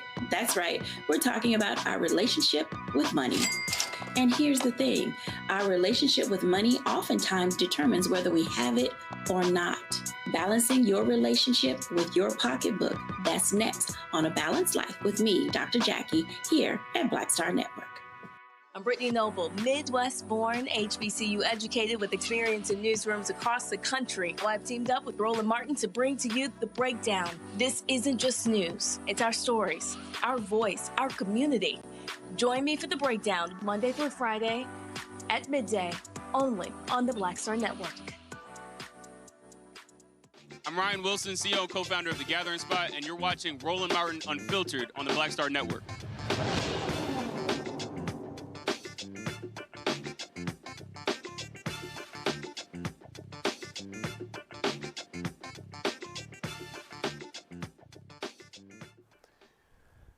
Welcome back to the Black Star Network, Roland Martin Unfiltered. We are going to stay in the Peach State, stay in the South in general, and Georgia in particular. And now we are going to turn our attention to the term-limited white nationalist governor of Georgia, Brian Kemp. He's called a special legislative session for next month to redraw the state's electoral maps and address voting system issues following, well, what he calls voting system issues, following the Supreme Court's Calais decision, which we've talked about a couple of times tonight, which limited the use of race as a predominant factor in redistricting and effectively altered protections under the Voting Rights Act. The session is scheduled to begin on June 17th, one day after the scheduled runoffs for the May 19th primary election. Kemp says any new maps will not affect the 2026 elections, but will be implemented for the 2028 election cycle.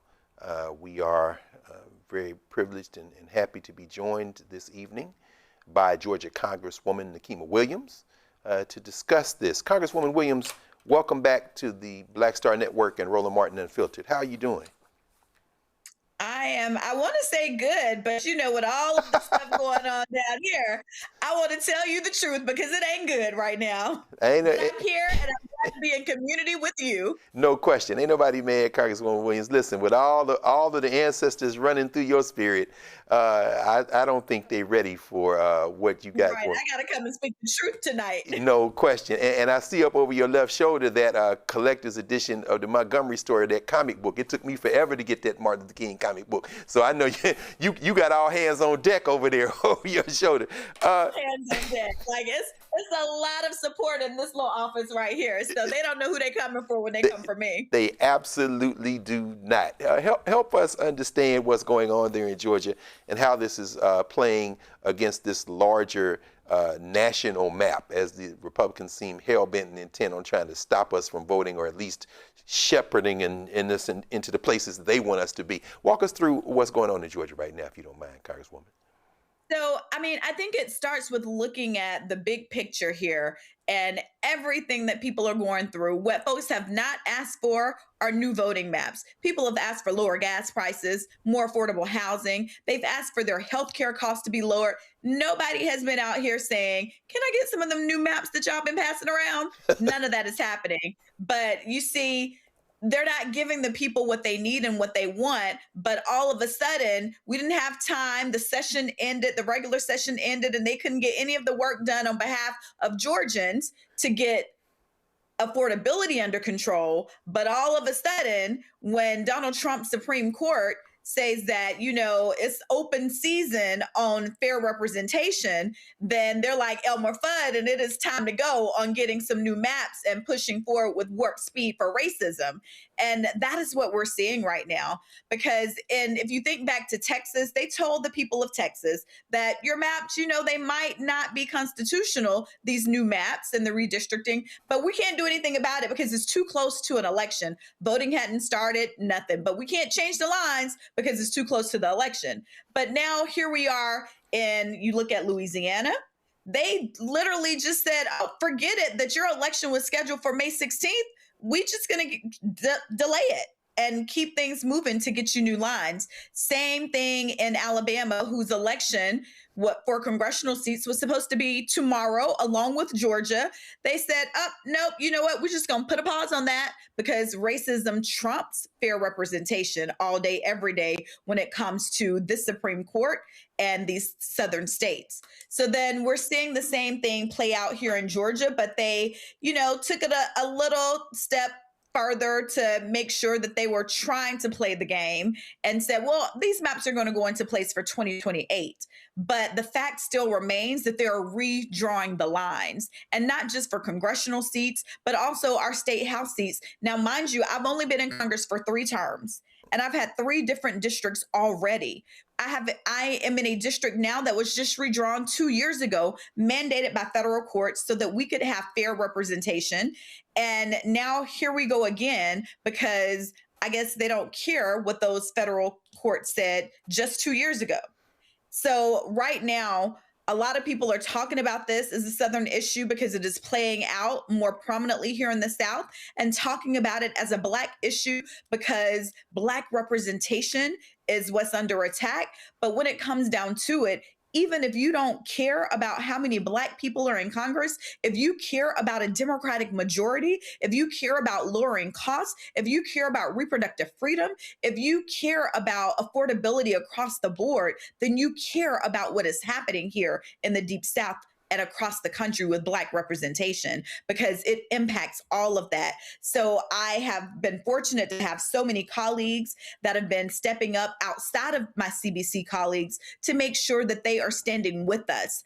I serve in this seat right here in Atlanta that was held by the late Congressman John Lewis. And so I channel his energy and I channel everything that he did to open up the door for me to even serve here.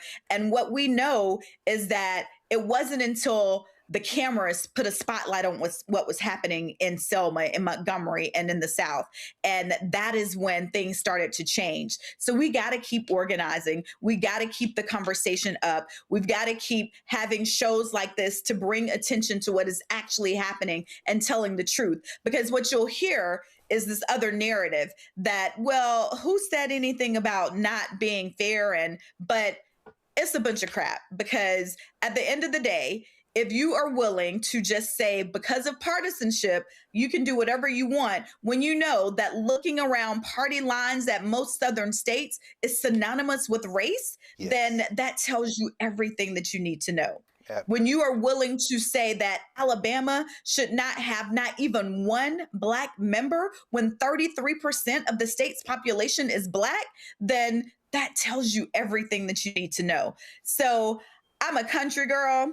I grew up in rural Alabama, and I think they're going to get into this posture here in Georgia where we had a saying that pigs get fat and hogs get slaughtered, and they're going to mess around, and we're going to have some competitive seats here in Georgia, and we're going to pick up some seats that they weren't ready to fight for, because I stay ready and I'm ready to fight. I know that's right. Listen, I'm glad you shouted out Alabama. Shout out to Talladega, by the way. I know that's in your heart. My mama's from Opelika, right there across there from Columbus, where you know very well. Columbus, Georgia. That's what I'm saying. I already know. That's what I'm saying. So, I mean, in fact, I hope we can speak a moment here, because there's been a lot of conversation about the United States Congress and the Senate races. But you, of course, as a former member of the state legislature, you've already laid out why it's important at the state and local level for people to get out and vote. Now, I saw some comments by your former colleague, Harold Jones, saying this is going to hurt all the people, the working class people, the billionaires are going to press down. Right. And another of your former colleagues, Carolyn Hughley, out of Columbus, said, okay, since we're going to have a special session, and we saw what happened in Tennessee, with the Justins. We saw what happened in Louisiana as people were testifying. Why is it important when they call this special session for people to show up and enter the record? And can that help us in terms of really trying to galvanize us and energize us at these hearings that will be held? Oh, absolutely, because they think they're slick about all of this stuff, and they think they're going to be able to do it in the dark. They're going to try and rush this session through. So we're going to need to keep it on repeat that this special session starts on June 17th at 2 p.m. Be at the state capitol to make your voices heard. And I know that they're going to try and intimidate people and try to get you to stay quiet. I was arrested in the state capitol while I was serving as a state senator. I remember. Because I was standing with constituents that wanted to be heard. So we know the intimidation tactics, but this is our modern day civil rights movement. So it is our time to step up and find a way to get in the way. So when you show up, you got to pack out the committee rooms to make sure that they know that we're not just sitting here and allowing this to happen silently, quietly. We have to bring attention to what is happening in these rooms that they think they're going to do behind closed doors. And imagine this, they've called a 3-day special session. It starts on June 17th. They'll go June 18th, and June 19th is when they're proposing that they're going to pass these maps. They are going to diminish Black representation in the cradle of the civil rights movement right here in Georgia, the district that was represented by John Lewis, the birthplace of Dr. King. They're going to do this on Juneteenth. Imagine that. That's how much we mean to them. That's how much Black representation means to them. And we cannot be silent while it happens. No question. Well, I agree with your colleague Hakeem Jeffries on this. The idea that, as you said, y'all think y'all gerrymandering, but y'all about to mess around and create a dummy mander if we get out there and vote our numbers. That's so right. That's a beautiful thing. In fact, we just got to get out there and make it happen. Dr. Omekongo Dibinga, any questions for Congresswoman Nikima Williams? First of all, Representative Williams, we're just so happy that you are there carrying on the legacy of Representative Lewis in all of your fire and spirit and energy. We've been talking about all aspects of what's happening in the South tonight, but we haven't spent much time talking about corporations.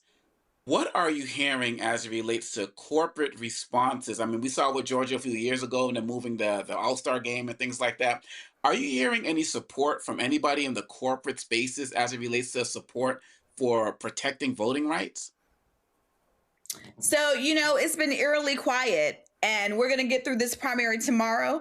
And once we start seeing what these maps are going to look like, we need corporations to stand with us. Atlanta has had a history of people stepping up and making their voices heard. And we've had a history of corporations here, especially our homegrown companies that have stood up for civil rights and stood up for voting rights. And so as we get through this primary tomorrow and the special session is looming, then we are going to be calling on people to stand with us, because this is about fairness. This is about democracy. This is about fair representation. It's not about Democrats or Republicans as our president and as our governor would like for you to think. That's not what this is about. This is about fair representation, and we need every company that counts on Black dollars and Black businesses to stand with Black voices and Black voters. Indeed. Thank you, Dr. Okongo. Thelma Anderson, questions, comments for Sister Nikima Williams.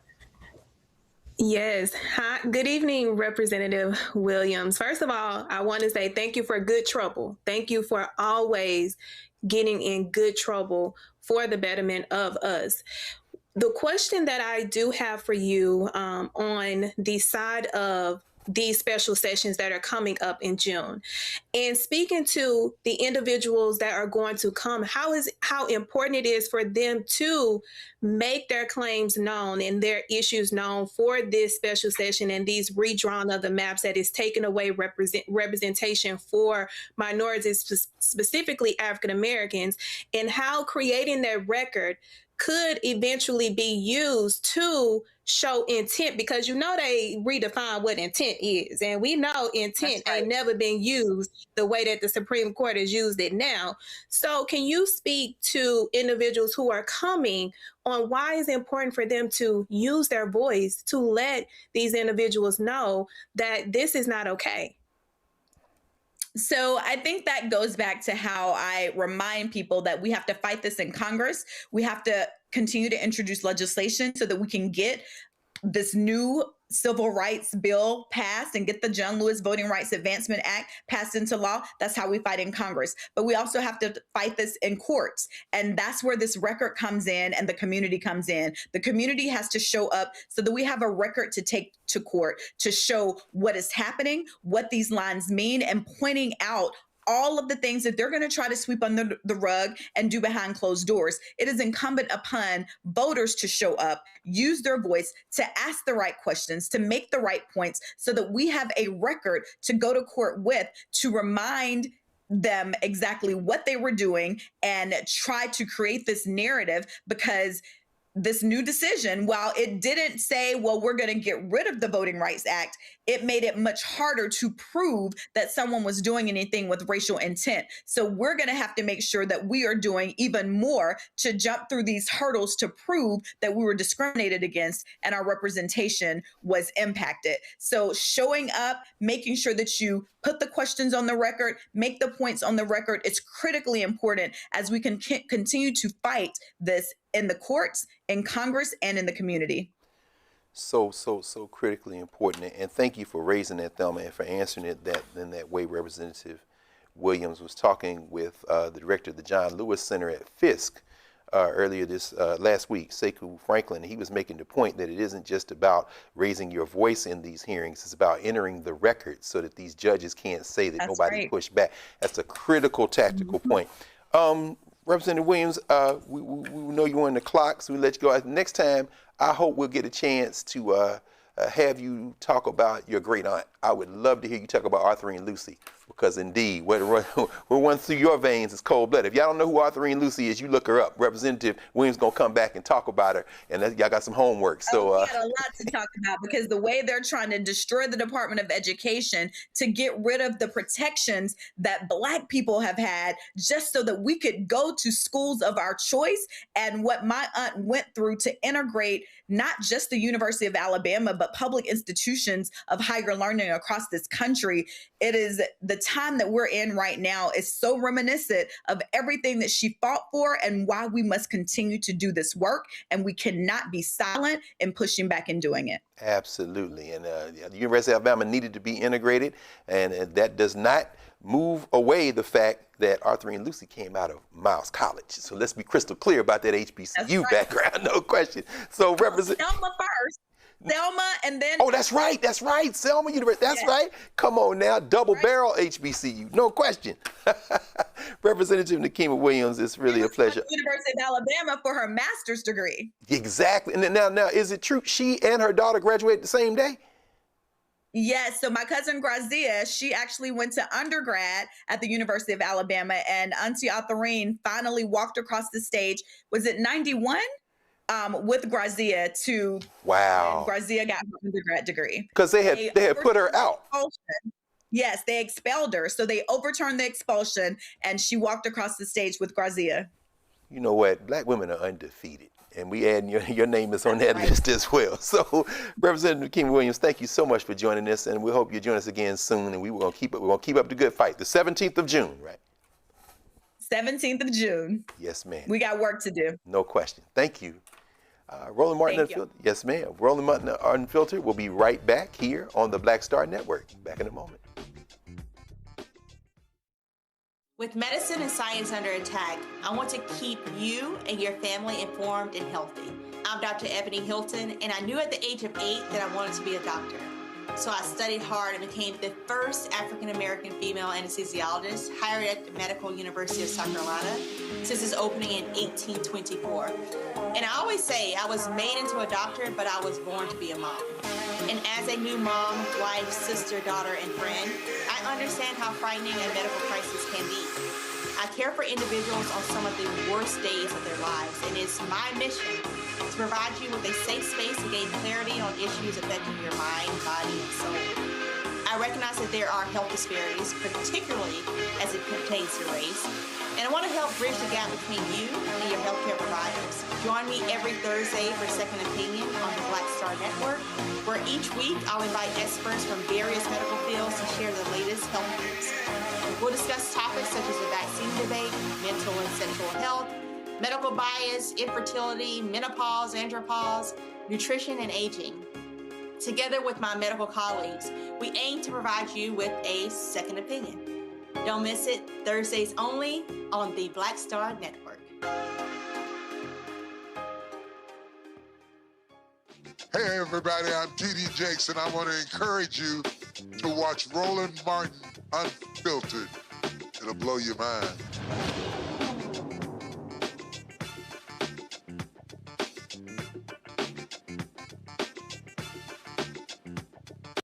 For headlines with Brittany Noble. Effort is currently underway to contain a growing Ebola outbreak. Starting this week, the U.S. government is evoking Title 42, a public health law used during the COVID-19 pandemic to restrict entry for some travelers coming from affected regions. The World Health Organization has officially declared the outbreak in the Democratic Republic of Congo and neighboring Uganda a global public health emergency, following reports of hundreds of suspected cases and more than 100 possible deaths. Health officials indicate that the outbreak is being driven by the rare strain of Ebola, which currently has no approved vaccine or treatment available. The CDC states that the immediate risk to the United States remains low. Doctors emphasize that Ebola spreads through direct contact with bodily fluids, and symptoms may include fever, muscle pain, rash, and internal bleeding. Well, male access to the abortion pill mifepristone can continue for now.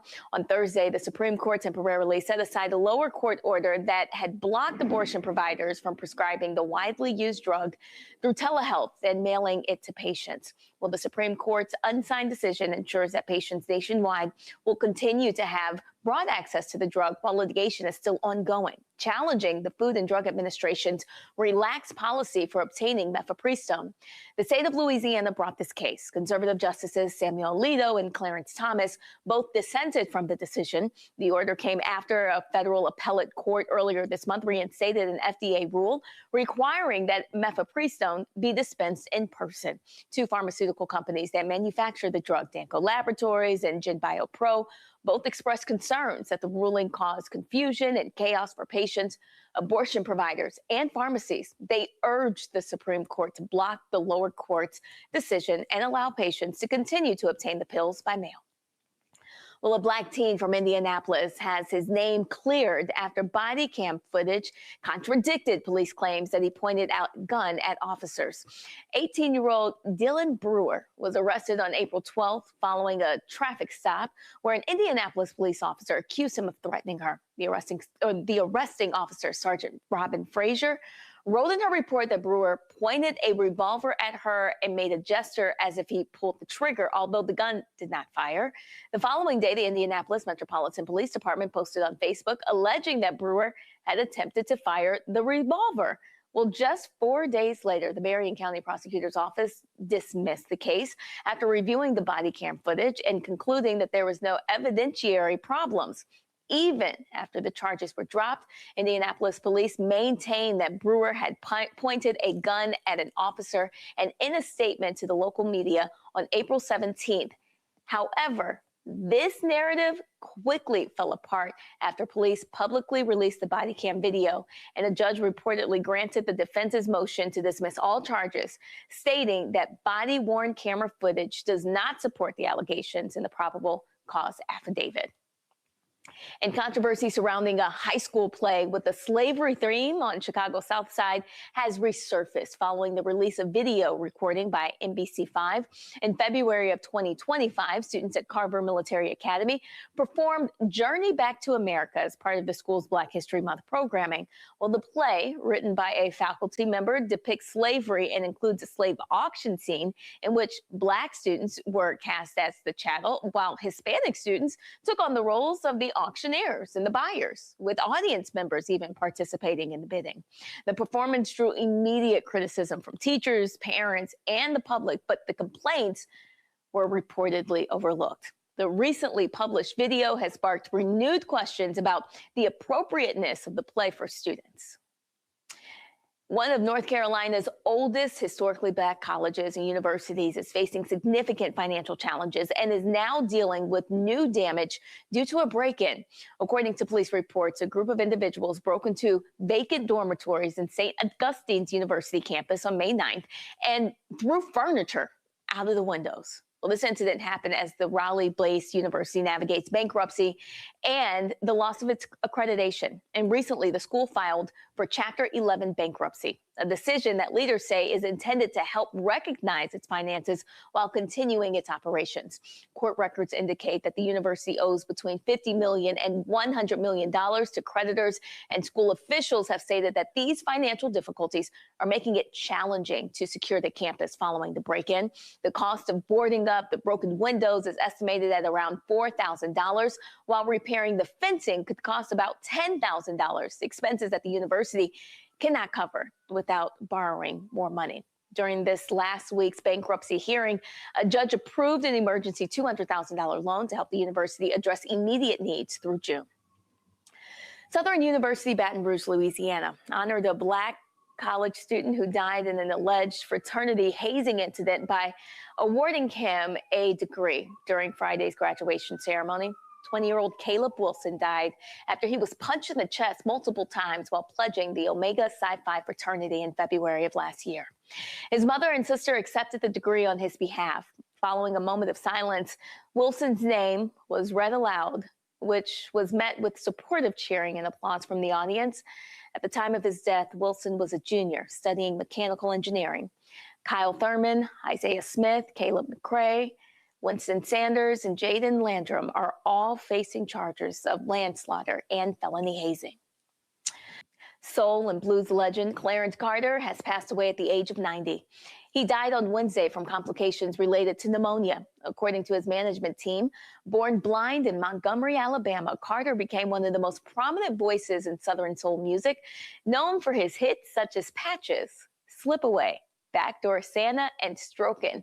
He recorded most of his significant work at Fame Studios and played a key role in defining the sound of Southern Black soul music during the 1960s and 70s. Carter was briefly married to fellow singer Candy Staton, and they did have a son together, Clarence Carter Jr., before divorcing in 1973. His music and storytelling has left a lasting impact on generations of Black artists and fans all around the world. Thank you, Brittany. And be sure, everyone, to watch The Breakdown with Brittany Noble on the Black Star Network Monday through Friday at noon, 12 p.m. Eastern Time. All right, we got one more story before we close out for the evening.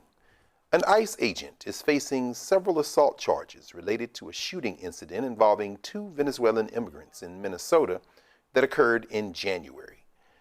Christian Castro has been charged with 4 counts of second-degree assault and 1 count of falsely reporting a crime in connection with the non-fatal shooting of Venezuelan immigrant Julio Cesar Sosa Celis in Minneapolis on January 14th. According to Hennepin County Attorney Mary Moriarty, Castro allegedly fired through the front door of a residence while 4 adults and 2 children were inside. The gunfire struck Sosa Celis in the leg, with the bullet eventually lodging in a child's bedroom wall. Initially, the Department of Homeland Security claimed that Sosa Celis had fled from a traffic stop and was pursued, ultimately being shot after allegedly attacking a broom with a broom and shovel, whatever. However, video evidence and witness accounts contradicted this narrative, showing that no such assault occurred. In February, the Justice Department dropped the charges against Julio. Well, no surprises there. Either of you have any thoughts about this case? Well, I mean, now there's charges. Right. I mean, I'm just and only on this. I mean, I'm thinking Alex Freddie. I'm thinking, Renee Nicole Good. I'm thinking Keith Porter. I'm thinking Severio Gonzalez in Chicago. The last 3 of the 4 I just mentioned, were all caught on camera. And so, what's the deal as it relates to this? And so that's where I'm skeptical about all of this that's going on. It sounds like the person who did the shooting is Latino. I think the other officers, may have been white. I don't know if that plays into that. I don't have all of their names or remember all of their faces. But I mean, there are literally like hundreds of charges, assault charges, that could be filed against all of these officers. And so I'm really interested to see where this is going to go, because especially with this DOJ, they don't give a damn about any of this. So I find this very interesting. No question. Thelma? Listen, it doesn't surprise me that we are in a dysfunctional criminal justice system right now. To have an individual who lies, fabricates evidence, and you don't think that that's enough on that issue to bring charges, and months later, now charges are being brought. This is the problem that we're having with the DOJ. That is the reason why the state, if you are in a blue state and these ICE agents are committing crimes, it's time to bring them to the state. Stop relying on the department, the DOJ, to bring charges, because they've already said that these people are above the law. So when these individuals are coming into the states, it's time for these district attorneys, these attorney generals, to put belt to ass on these individuals and bring charges for them causing the loss of life. Like, this is ridiculous. Like, these people have free reins to go around and terrorize and kill Americans. Yes. Belt to ass. That is exactly right. Come on now. This is we get warrior attorneys. Now, I'm sure we're in graduation season. Of course, we're in the corridor now. I think on Congo, y'all got out first of the month, right? Y'all kind of early with your graduation.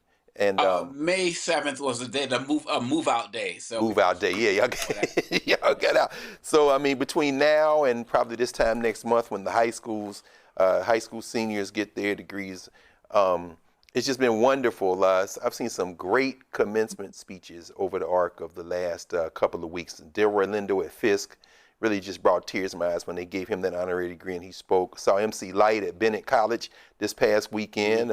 Chris Paul, as we said, at Morehouse. Work Done spoke at Morris Brown College. Morris Brown, strong. They had theirs. Debbie Allen today at Clark Atlanta. And Spelman yesterday, Simone Sanders Towson. Shout out to Ashe Kelsey, who graduated along with I think a record number there at Spelman. Either of you have any good graduation wishes? You got friends, families walking across stages in this season that you want to raise up and lift? Well, my daughter's graduating from high school, on June 4th. Oh, there we go. Has she picked where she's going after that? She's off to her first choice at University of Chicago. Oh, wow. Go, so. U of C. I hear you. All right. Out there, over there on the Great White Way over there on the south side. That's what we're talking about. Yes, sir. Yes, sir. Thelma, anybody around you, friends, family, any folks you want to? Well, I don't have any friends or family that have graduated, but I do want to send a special shout out to all HBCU graduates, especially South Carolina State University, for holding it down for our ancestors and showing up and making their voices heard and known, to where now they were able to have their choice of speaker and not the wrong choice coming to bless them into their new life as graduates. But congratulations to all HBCU graduates, and get ready. We're going to need you come November. No question. That is a beautiful way for us to pause for the evening, because you're right. Shout out to Bulldog Nation. They did that thing. There's no question about it. They weren't going to let nobody stand up and talk over them that they didn't want talking over them. Morehouse School of Medicine protested too. They had a white nationalist congressman speak, but he got an MD from Morehouse School of Medicine because he at least had the good sense to do that. But that's all right, MSM. We hold with your students. We know y'all didn't like it, and it's over now, and we're going to try to vote him out anyway so that won't happen again. So, well, thanks, everybody, and always thanks to all the crew in the booth, because you all make this happen. We couldn't do it without you. Remember to support the Black Star Network and Roland Martin Unfiltered, and there you see on the screen all the ways you can do it. All the young people, you can just get that QR code, and all the folks like me who mail stuff, you got the address as well. We talked about it earlier. So we will be back tomorrow, more footage from what happened in Alabama, and the conversation will continue. In Roland Martin's words, holla.